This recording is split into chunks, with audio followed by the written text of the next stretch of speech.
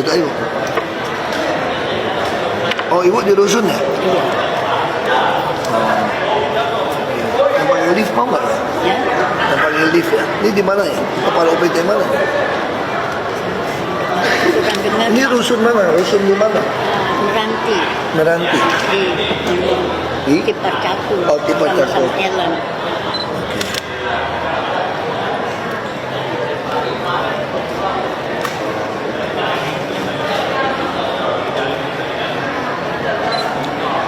Ibu mau lantai bawah ya? Iya. 117 Pak. Kosong. Kosong itu ya? Kosong. Anak bujang yang tinggal di situ dia hanya datang bayar pulang. Dia tidak tinggal. Unit berapa? 117.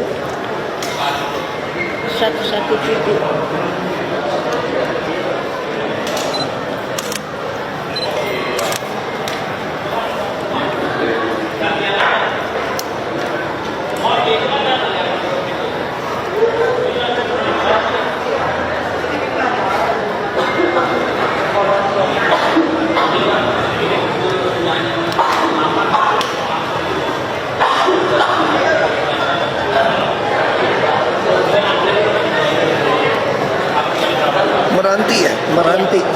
Meranti ya? Unit Meranti. Iya. Blok Meranti ya? Ibu ada nomor telepon nggak? Nggak ada nomor HP ya? Kasih ya Bapak. Nggak ada ya? Nggak ada. Dia tinggal di atas ya? Dia minta unit bawah. Tapi bawah itu ada anak muda cuma bayar. Ya, hanya bayar. Ya. Jadi Anak atau Keadilan, Pak Ahok punya tanggapan yang sama atau beda? Silakan. pejabat itu yang harus menentukan karena dia mendapat amanah, mendapat mandat menjalankan konstitusi. Rakyat bisa menjadi kacau balau, kita sama seperti orang tua kan. Kalau orang tua nggak tegas, saudara sekandung, sedara, sedaging saja bisa berantem. Kalau tidak tegas jadi orang tua atau orang tua pilih kasih, tadi istilahnya Pak Anies adil betul. Jadi harus ada pemerintah lah yang berfungsi. Ketika negara baru berkembang, kayak anak-anak masih kecil, belum mengerti tentang keadilan, belum mengerti bedaan tangan kiri, tangan kanan, maka orang tua lah yang harus membimbingnya. Jadi pejabat adalah orang tua yang membimbing. Jadi pejabat itu harus betul-betul tidak pilih kasih, juga tidak boleh merusak, memanjakan itu anak. Dan pejabat juga tidak boleh menerima suap, sehingga dia akan membengkokkan keadilan. Dia pasti memihak. Pejabat juga tidak boleh takut kehilangan jabatan. Kalau dia takut kehilangan jabatan, dia akan seolah-olah mendukung yang mayoritas walaupun melawan konstitusi. Nah, seorang pejabat yang baik itu jadi negarawan, sekalipun dia tidak terpilih, sekalipun dia disingkirkan, dia harus tetap menjalankan konstitusi sesuai sumpah jabatan. Kalau itu dilakukan, maka keadilan akan dinikmati oleh semua orang, baik yang besar, kecil, siapapun dia pasti menikmati. Jadi kalau seorang pejabat mulai berpikir dia takut kehilangan jabatan, takut kehilangan uang, dia mulai bermain-main supaya dapat popularitas, maka rusaklah negeri ini. Mengerti, pertama tidak terima suap, kedua tidak berpihak, dan ketiga harus berani menjalankan konstitusi sekalipun dia akan tersingkir, tidak dipilih orang. Saya kira itu yang penting.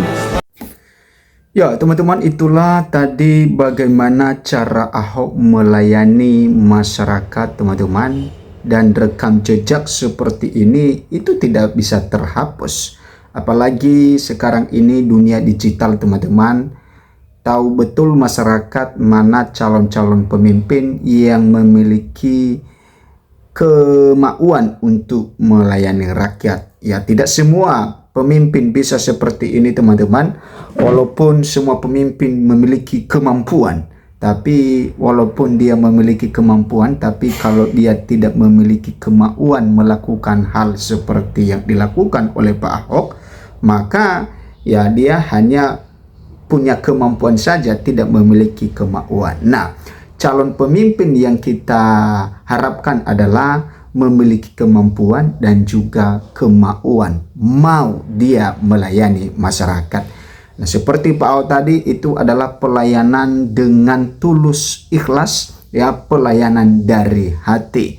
Nah, inilah ya cermin dari Pak Ahok ini. Kalau kepada para mafia, kepada para preman, Pak Ahok ini sangat keras.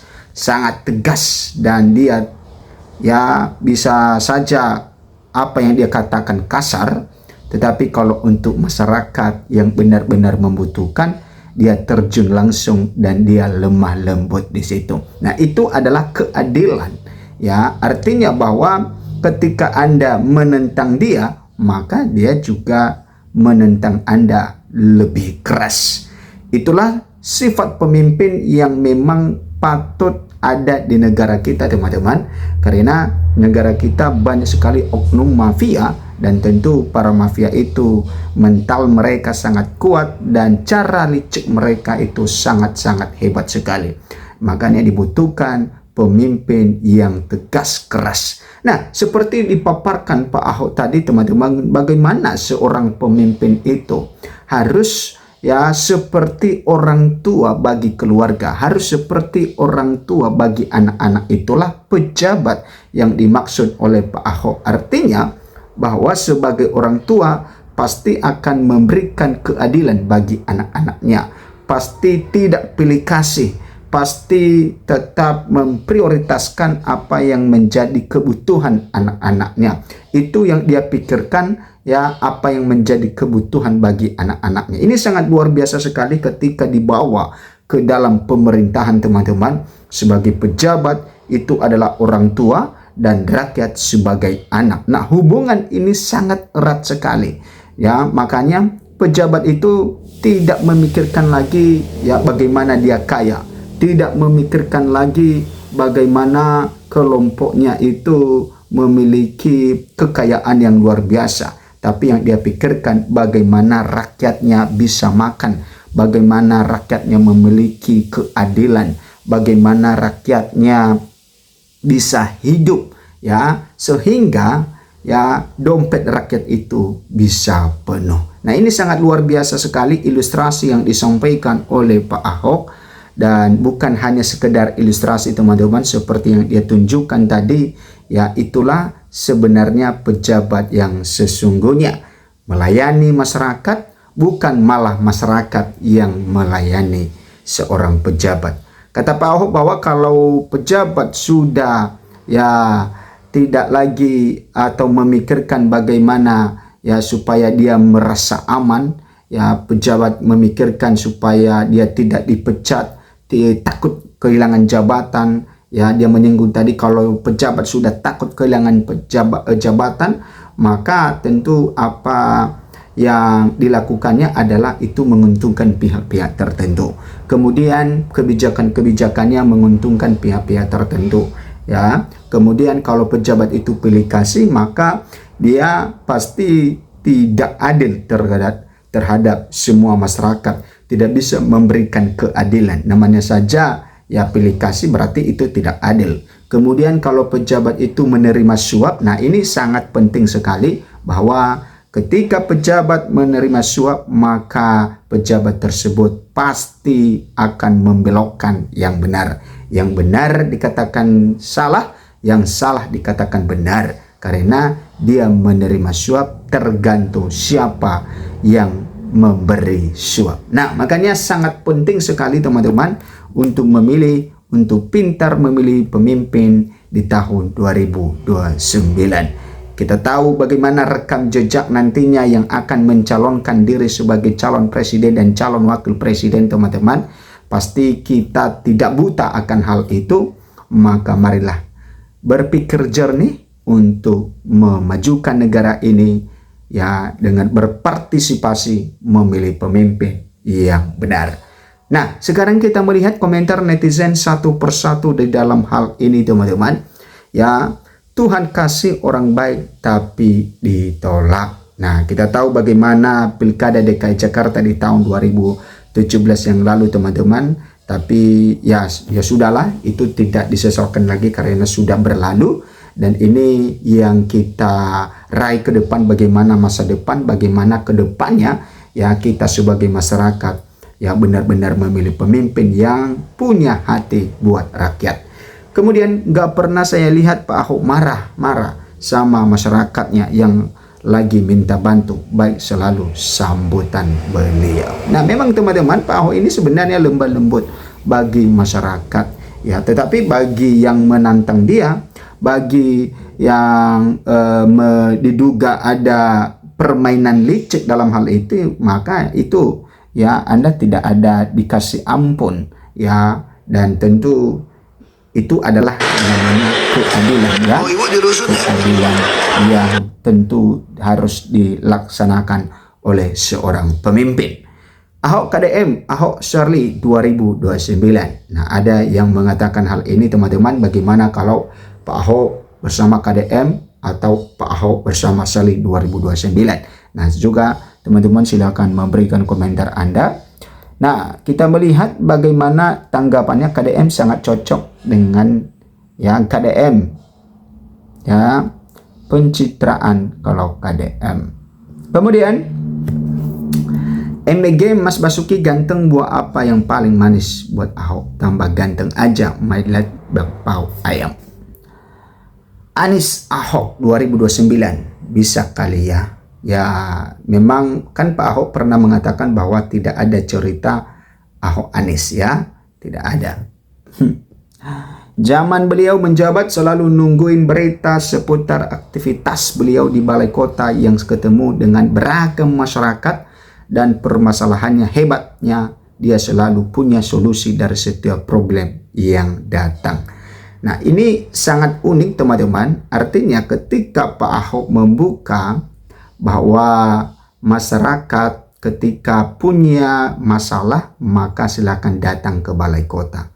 Nah, kadang-kadang ya ada yang menjanjikan hal itu, maka hanya sekedar mendengarkan saja, tidak memberikan solusi. Tapi Pak Ahok pada saat itu langsung memberikan solusi ya, anak buahnya turun tangan karena perintah Pak Ahok ya, dan dia bukan ya dibiarkan begitu saja masyarakat di situ ketemu dengan anak buahnya, tapi dia mendengarkan, dia langsung terjun sehingga permasalahan masyarakat itu benar-benar diatasi. Mungkin teman-teman yang pernah merasakan bagaimana kepemimpinan Pak Ahok ya, bagaimana di balai kota itu dipenuhi masyarakat dan bagaimana masalah-masalah masyarakat itu teratasi, silakan memberikan komentar Anda.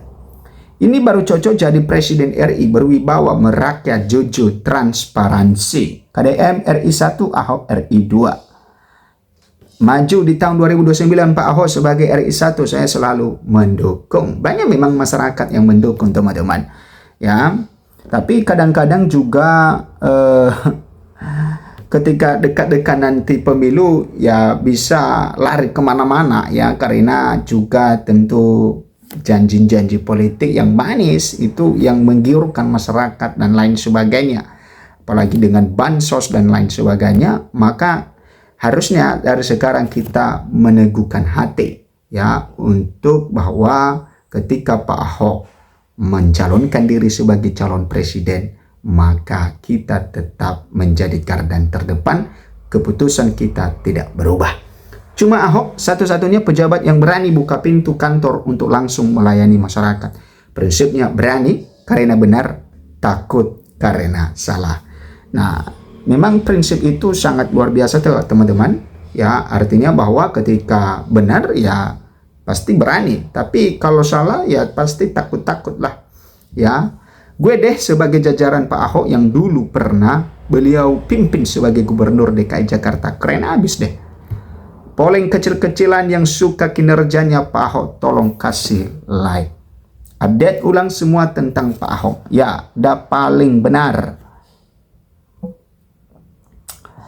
Jika memang ada pencalonan presiden nama Ahok dan pasangan itu KDM atau Bu Shirley, gas tanpa mikir langsung gue pilih. Nah, ini tanpa mikir karena rekam jejaknya sudah jelas kenapa seperti itu.